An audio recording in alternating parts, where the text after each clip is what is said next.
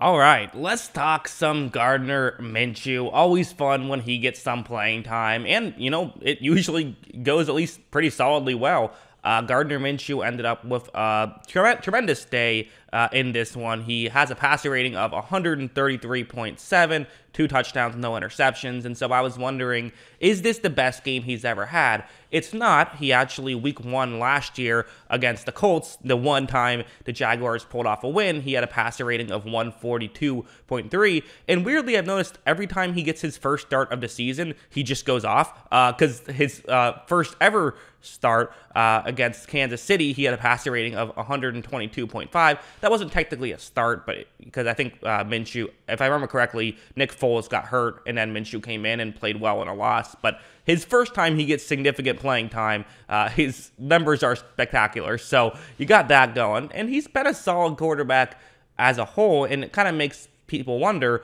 well, should he be the starter, or should Philadelphia give him a legit chance? Should he start somewhere? The way I kind of view this is maybe, but also all we learned from this performance was that he can beat the Jets. That's a very real aspect of this, is a lot of it was the Jets kind of suck. So let's talk about what we saw from it and what are the small things that we can grow from, because again, you still can't evaluate someone even if they played a bad team. So let's evaluate Gardner Minshew here. So let's start off with stuff like this, let's talk about that Zach Ertz trade for a second, because Ertz has done some good things in Arizona, but part of why they were okay with getting rid of him is because they have Dallas Goedert, who is very good. So what's going to happen here is it's man coverage, and Jets do not have a guy who can, cover. So that's kind of a questionable decision. And what you're going to see is that Goddard is going to run a really good route here. Watch. Right when this play begins, he really, makes one small move and gets wide open. But what Minshew, has going against him, and this has always been why Minshew has had so much success as a young player, is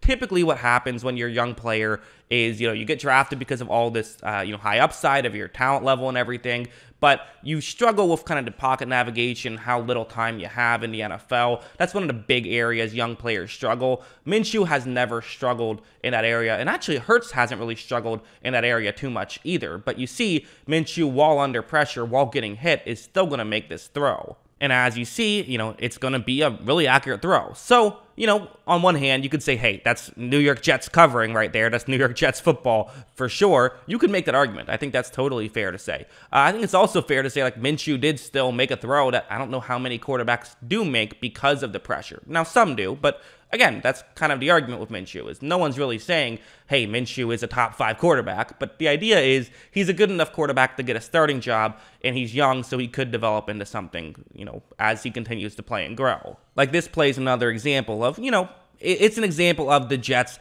being the Jets. It's going to be just a little pick play. Nick Sirianni loves these little pick play things where you have, basically what's fascinating is, the tight end is often the guy who will run the pick. This time you're not doing that. You're having a receiver run the pick, and it'll be Goddard once again who's going to get over. As you see, he is going to get wide open here. Minshew kind of interestingly doesn't put he puts a lot of air under it, right? He doesn't throw a bullet in there. Some people might say it's because he doesn't have a huge arm.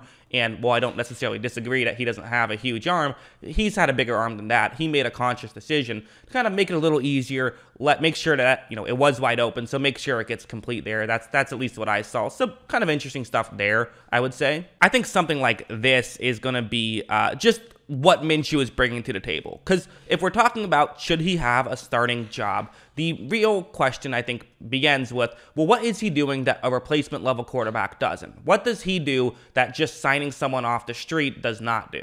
And one example is very much something like this, where I've circled a New York Jets defensive lineman right here. Watch the pressure he's going to generate really quickly, which now means for Minshew, there's a little bit of pressure kind of coming from both sides. So he could actually throw the ball now if he wanted to. The issue is there's nowhere to throw it. So they have a concept. I won't break the whole concept down, but, the Jets are in zone coverage, cover 3. They have a concept designed to beat cover 3, but the Jets actually are all over it, so give them credit there. I like to make fun of the Jets sometimes. They make it easy, but they're doing a good job on this play.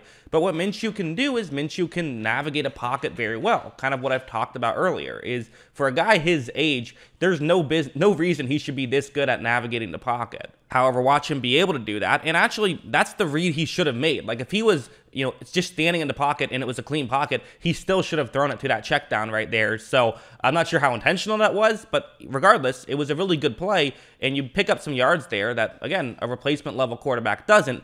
I think one fascinating thing here, though, is Jalen Hurts probably also picks up that play. So they're actually very similar players with Jalen Hurts and Gardner Minshew, which I find pretty fascinating. Something like this is, if you're a Gardner Minshew hater, which I just can't imagine there are any Gardner Minshew haters, right? It seems like everyone wants him to succeed, wants him in the NFL. The NFL is better if Minshew has a starting job. I do believe that. But like on this play, it's going to be man coverage. You have a receiver running over the middle, and watch what's going to happen. So Minshew's going to take the snap right here, and you're going to notice that, okay, there's a little bit of contact. The defensive back just fell really easy, though, so no penalty here. You have a wide open receiver. This could be a touchdown with a good throw. Minshew kind of has to throw off his back foot a little bit because there is pressure, and the reality is he doesn't have the kind of arm of, like, let's say a Trevor Lawrence, which this is why the Jaguars moved on from Minshew to get Lawrence, is because Lawrence, he has the arm strength to power it through here. Minshew's throw, I mean, let's just be honest, it was a bit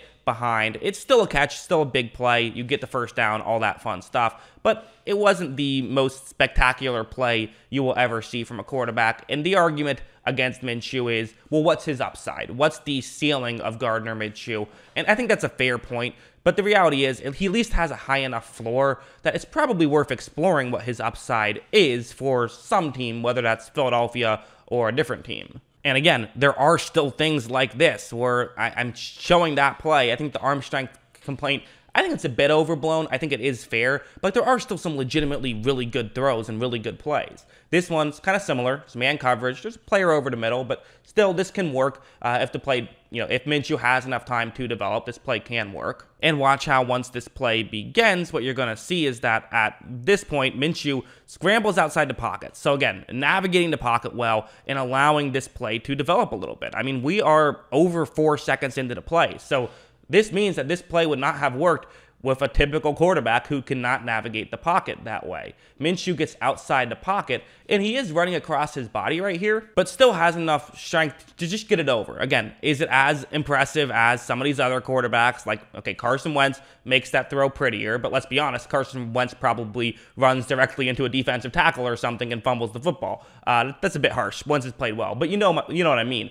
Minshew added the value of being able to just navigate the pocket. That's what he can do better than I think a lot of other quarterbacks can do, and that's the value he brings. Once again, many are going to say, well, can't you say the same thing about Hurts? And I think you can. I don't know. I'm not sure who I would trust more with Minshew or Hurts. I think that they're both similarly talented quarterbacks who both have similar skill sets, and I think it's fascinating. So I don't really love one or the other, so I'm glad I don't have to make that decision, quite frankly. I like them both, though, but that's kind of the issue with both of these guys, right? Is everyone likes them, everyone likes Minshew, but you got to find someone who says, okay, we'll give you some playing time, or at least, I think that if you're not going to be, I still kind of think back about the Sam Darnold of it all and the Panthers. It's like, why not also get a Gardner Minshew? So if the Sam Darnold thing doesn't work out, you have this. I think some team will do that. I think some team will say, okay, we're not going to draft a guy. Instead, we'll take a flyer on 2 guys kind of thing. That's what I would like. But that's what I think. What do you guys think? Let me know in the comments below. I always love hearing from you. And of course, as always, thanks for watching.